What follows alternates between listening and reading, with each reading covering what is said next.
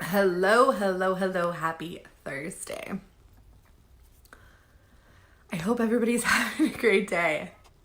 I'm so full of emotion right now. I can't even explain. But I'm on here to explain to you guys. I'm on here to talk to you guys. So as you guys are jumping on live, say hello. Let me know that you are here. As you're watching the replay, drop a hashtag fearless in the comments below.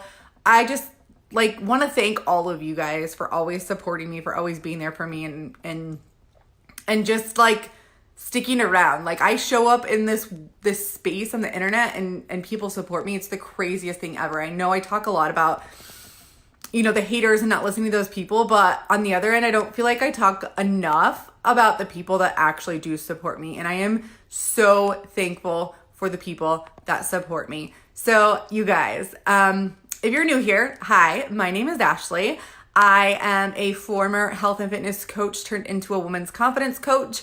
I help women unlock their confidence by breaking the rules so that they can love their bodies, their bank accounts, and their businesses. And I literally okay, I'm done inviting. Hey, Michelle.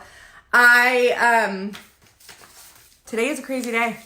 I don't have anything planned. I don't know what's going to come out of my mouth, but I wanted to come on and give initial reaction. So today, my interview from the doctors is live. It's on their website. If you scroll down after this video, you can see that. For those of you that are new here, I was asked to come on to the doctors to share my story behind my Adderall addiction that I had for 2 years and my recovery.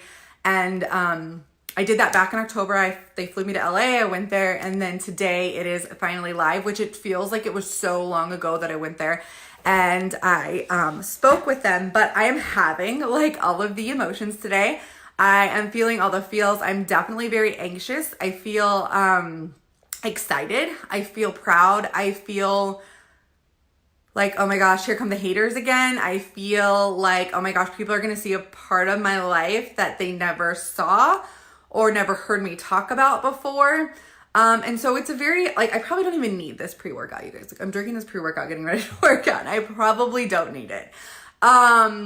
It's a very surreal feeling, I will say that much. And I will say this, last night, so I've been reading, if you guys don't follow Tiffany Jenkins, she is amazing. And she advocates about recovery, and she's a recovering addict, and she has a book out. And I've been reading that book, and I was so into it last night. I literally had to finish it because it was giving me anxiety about today. It was crazy that I was reading it while I was doing this, but I'm so thankful that my addiction didn't look as bad as other people's addiction. And I don't say that in any sort of way, everybody has their own struggles and stuff. But I am thankful for that. And I am thankful for the doctors because they did really do an amazing job at putting that story together. And they really did do an amazing job at talking about the issue and talking about getting misdiagnosed. If you guys don't know my story, it was back in 2014, and actually it really goes back. I'm not going to tell you guys my whole story. I'll just give you guys the Cliff Notes version of it. But when I first had my son, I really wanted to lose weight, and so I went into a weight loss clinic, and they prescribed me phentermine. And phentermine is basically almost the same thing as Adderall. And from that point on, I was addicted to getting smaller. I was addicted to diet pills. I was addicted to hearing people say, "Oh my God, you look so good." And I was deathly afraid of going back to gaining all of the weight that I had gained through my pregnancy. And so I thought becoming a health and fitness coach was the answer for me to not go back to gaining the weight. I thought that if I was showing up online, I was sharing my stuff, that it would hold me accountable to my own health and fitness. It would hold me accountable to not gaining weight. And I'm grateful and thankful for the time that I spent being a health and fitness coach. I learned a lot, and I know that without a shadow of a doubt, that the reason that I went through everything that I went through was because I have a voice and I'm not afraid to use it. And that's why I share my story, and that's why I get up and people are like, "How do you have this confidence, and how do you get so vulnerable?" And it's it's not fucking easy. I'm sitting here probably my heartbeat is racing so hard right now. So going into the health and fitness field, I felt even more pressure to look a certain way. I don't think this is something that's talked about enough. And then on top of that, so I had just finished running a half marathon. My hair was falling out. So I was not on any medication at this point. I was on and off Phentermine for a couple years. And then I had gotten off of it when I was running my half marathon. And after the half marathon, my hair was falling out. I couldn't concentrate. I mean, I had a business that I was growing. I had a business that I was taking care of with my husband. I had my kids that were not in school yet. I couldn't even like unload the dishwasher. And so I went back to the same clinic because they were like a medical weight loss clinic. I went back there and had an interview with the doctor, and she had me fill out this questionnaire and basically said I had ADD and that I was self-medicating with the Phentermine. So she told me to get back, or she had me get back on the Phentermine at first, and then she had me get on Adderall.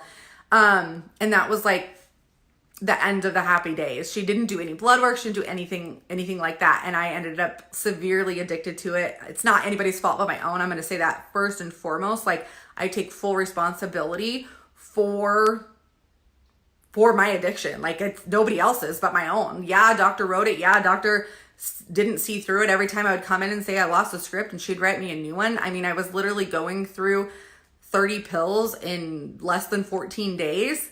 I'm surprised I'm alive. Like, I have so much to say on this, but it's just crazy that it's out there, and the world is going to see some parts of me that, you know, I never thought that they would see. But there's something to be said about when a secret is shared that it loses its power. And I do think I mean, that's definitely true. Right now, it doesn't feel true. I'm sure tomorrow and the next day I'll have a vulnerability hangover. But I know this for sure. There were so many days, and I made this post yesterday. There were so many days when I was sitting up at night because I couldn't sleep because I was on a bunch of basically speed, meth, whatever you want to call it. And I would be searching for somebody that recovered. I would be searching, like, give me a story, give me some hope, give me something. And I used to be the person that preached that hope wasn't a strategy. That's fucking bullshit. Hope is the only strategy. And I couldn't find it. And I remember saying to myself one night that I would be the person that would stand up and I would share and I would give somebody hope.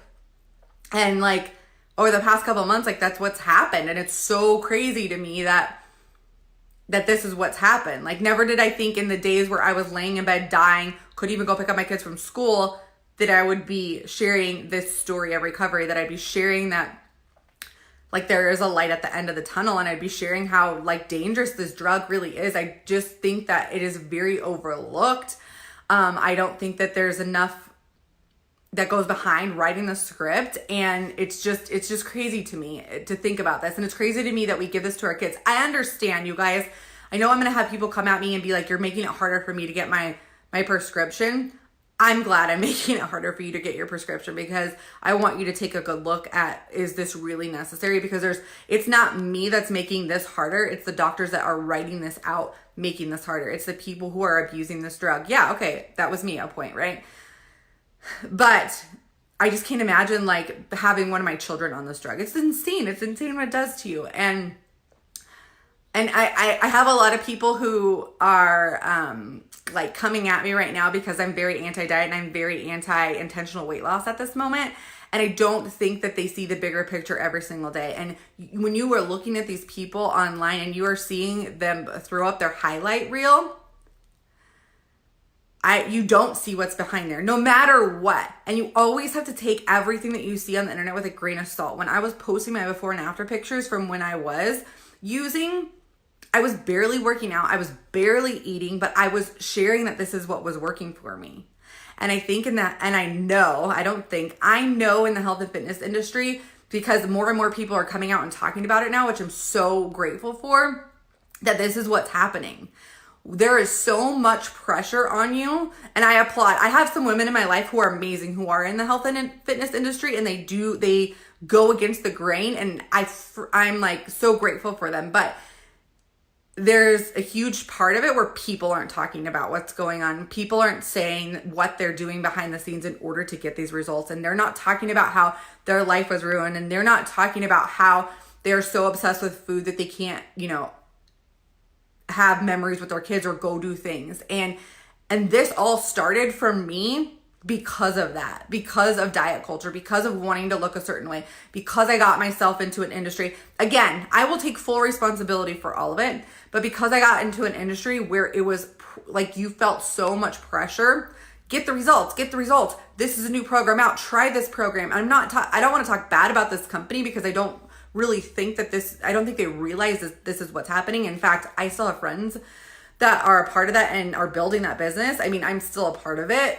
and I still drink the supplements and do the workouts. I just don't focus on weight loss anymore. But I think that this needs to be a bigger conversation of let's focus on health. Let's not focus on making our bodies smaller. Let's not be telling, I even had a former coach come to me when all of this came out, when I started to really switch my message to anti-diet and being against intentional weight loss. And she was a really good friend of mine and she kind of had just disappeared. And I was like, I don't understand what's going on. Like I would reach out to her and she would kind of push me off. But then when I came out and I started talking about my struggles with diet culture and my struggles with body image, because it didn't end when my addiction ended. Let me just be clear on that. I will get back in a second. But she came to me and she's like, this is why I stepped away, because I was so focused on if I wanted to build my business, I had to get results.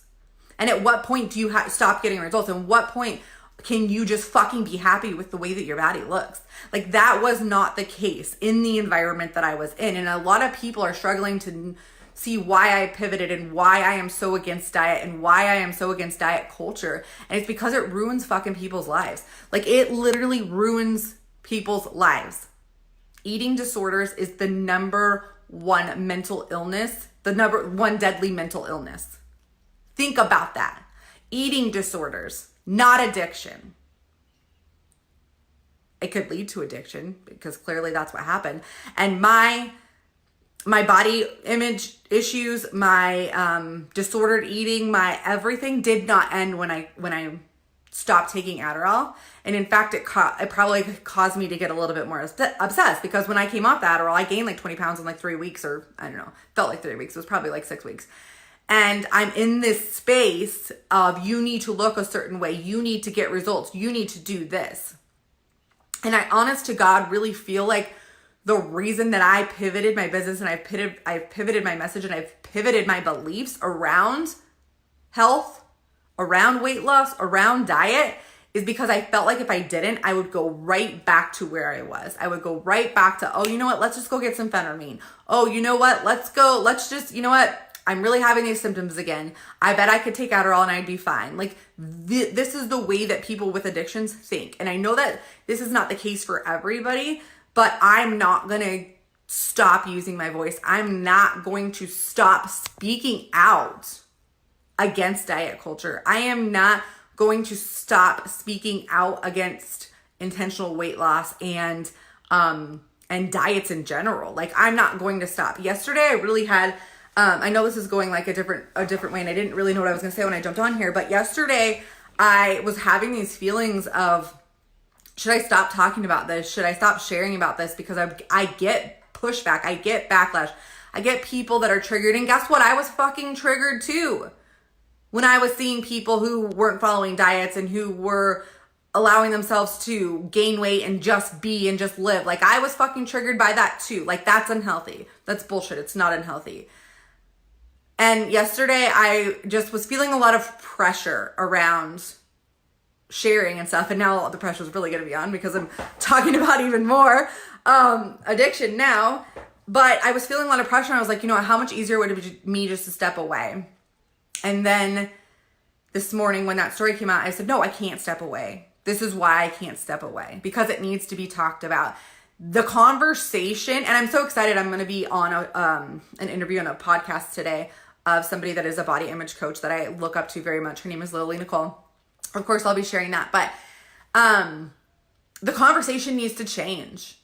We need to have body acceptance. We need to stop being fucking deathly afraid of eating food, any kind of food. Like seriously, it's an issue that people are afraid of food, you know? And the conversation needs to change. We need to start accepting everybody. We need to start seeing that you can have health at any size. We need to see that the girl posting her pictures, and I'm referring to myself, of her abs showing or how skinny she is or whatever, may not be healthy. And the girl that maybe has a few extra pounds on her, or maybe 30 or 40 or 50 more pounds on her, could be healthier than that person that's smaller. And vice versa. Health does not have a size, and this is something that needs to be talked about. And, you know, going into the body positivity movement is an interesting space to be in, because there's a lot of, you know, black and white, but I don't believe in black and white. Like, there's gray areas everywhere, and every body needs to be accepted. Bottom line, we need to start making that normal. We need to stop focusing on health. You get health by getting smaller. It's fucking bullshit. We need to stop talking about how you know, like my before and after pictures that I would post to talk about how confident I was, how good I felt when I was picking apart every single piece of my body. We need to talk about how self-love isn't something that you're just like, oh my God, I love the way I feel, I love my body. No, that's not it. There's days where I feel really good. There's days where I feel really bad. There's days where I change my clothes. I'm like, that looks like shit. I feel fat. Like, these are just things that are happening that are normal. Like, we have to normalize this conversation, and we have to help women to feel good, to feel confident, to stand in their power, to do the things that they want to do, so that they don't go down this route of drugs and things. Like, I literally thought with that drug that I could take on the fucking world. I thought that was a magic pill, like total magic pill, until it was no longer magic anymore. It was the devil. And I don't believe in the devil. So anyways, I'm like rambling at this point, but I just want to say I thank you and I appreciate each and every one of you. And yes, it is a hell of a lot easier for me to post a naked picture of myself on social media than it is to give you guys a look into the dark areas of my life. But I vow after that to always show up and be real and be honest and come on here with makeup, come on here without makeup, to share with you guys when I'm struggling, to share with you guys when I'm on top of the world, because that's life. We're not supposed to numb out. And for 2 years, I tried to numb out of my life, like completely. I thought that I was supposed to be busy all the time. I thought I was supposed to be happy all the time. I thought I was supposed to be creative all the time. I thought I wasn't supposed to stop. And it was just not a really good way to live. And I'm thankful that my addiction only lasted 2 years and that I was able to recover from that on my own. But yeah, that's all I got for you. I need to finish this. I need to go work out. I need to move some of this energy. I appreciate you guys. If you want to watch the interview, you can watch it on your TV, or they actually have it on their website, and it's broken up into 2 different videos so you can see it there. It was beautifully done. I'm very proud of it. I think that it was a lot classier. I don't know what the word or the adjective it is that I'm trying to use, but it was done a lot better than the first article that came out. Like, I'm proud of the first article that came out, and I'm proud to be making moves and to be like opening this up as a conversation. But the way that they have done the doctor's interview was amazing. So I'm very proud of that. All right. I love you guys. I hope you guys have a fabulous day. Thank you, Haley. I appreciate you so much. Thank you guys for watching, and I will talk to you tomorrow.